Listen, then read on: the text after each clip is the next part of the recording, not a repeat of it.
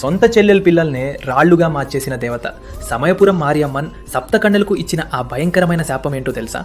ఒకసారి మారియమ్మన్ తన సోదరిని చూడ్డానికి వెళ్ళింది. అక్క వస్తున్నందుకు సంతోషించినా ఒక విషయంలో మాత్రం భయపడింది.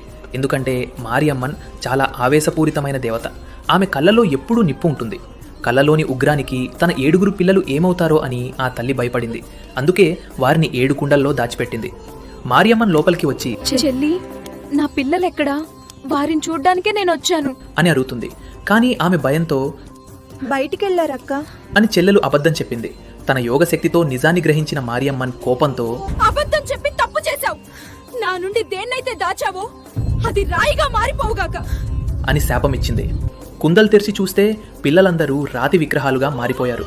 చెల్లెలు వేడుకోవడంతో మనసు కరిగిన మారియమ్మన్, ఇక నుండి వీరు నా బిడ్డలు, నా ఆలయంలో సప్తకన్యలుగా ఉంటారు. భక్తులు వీరిని దర్శించుకున్న తర్వాతే నన్ను దర్శించుకుంటారు అని శాప విమోచనం ఇచ్చింది.